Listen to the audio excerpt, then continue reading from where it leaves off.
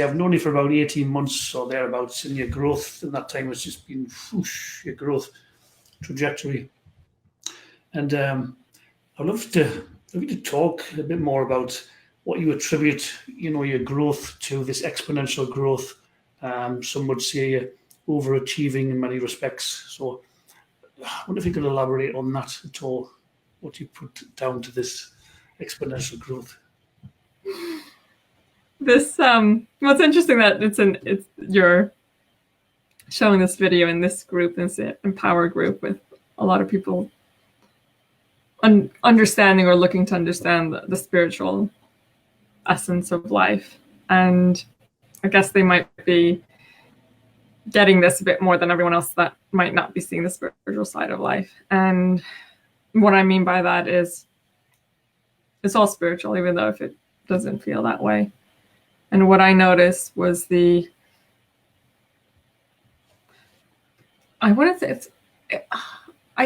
it can be described as letting go, but it's not the active letting go. It's those eureka moments of, oh, that was a misinterpretation, or oops, I got it wrong.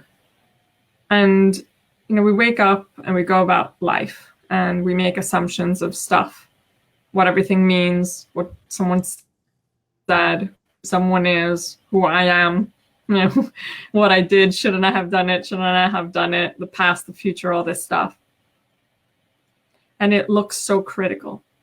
It looks like every choice, every decision, every turning point, everything is life or death. Because it's that moment that will change everything. And I think a lot of times it's within the books that we read and movies that we see, like in Back to the Future, that critical point where they have to go back Yes. to undo everything. Mm-hmm. And it looks so real. And just noticing that's just a figment of our imagination.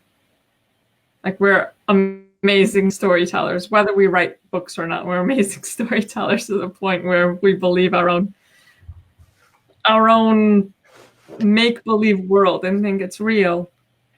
And once I started having these realizations of, it's not because of this and it's not because of that, and I'm not in the situation because of this, and there's not really any such thing as a situation, then things just started to relax.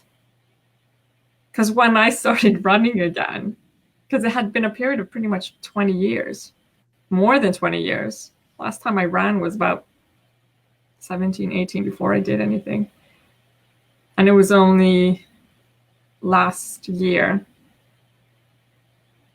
the night before my birthday, when I got a message from my friend saying, would you like to run with me? I'm running tomorrow. And I said, maybe. Where are you running? She said, well, it's around London, but the finish line is in the Olympic Stadium. And I just thought, wow, the most amazing birthday present to myself is to cross that same finish line as Usain Bolt and Jessica Ennis and Mo Farah and every amazing athlete that was in the Olympics, whether they won gold or just came last in the trials. And it's just a location where dreams were made. And it was amazing, but it didn't come from the stadium. It didn't come from the finish line. It was just amazing to do that. Because I was scared. I was scared, like, oh, I'm that little girl that no one wants to be on their relay team. And I just went for it. And ever since then, I just tried a couple of other races, did a couple of park runs. Said, I kind of like this. Let's see where it goes. And then did 3 races a week. 3 a week? 1 a week? It was anywhere between 1 to 3 of them. Wow. So sometimes it would be about Sunday, Wednesday, Saturday. Because it would be things on the weekends and then on Wednesday evenings as well. And if there wasn't a race, then there was a park run on Saturday. And then I joined a couple of different running clubs. And I just went with it. I met amazing people, and it's an amazing atmosphere because it's all walks of life, from athletes to semi, like, I don't know, I guess you could label them as disabled, but they're definitely not disabled. Many of them were faster than me. All different heights, all different weights, all different backgrounds. And it just went out. It said, whatever. It doesn't matter what I look like. It doesn't matter how I feel. I'm going to go. And whether I run or walk, I'm going to start at the starting line and finish at the finish line and go for it and see what happens. And it was just amazing to be around that.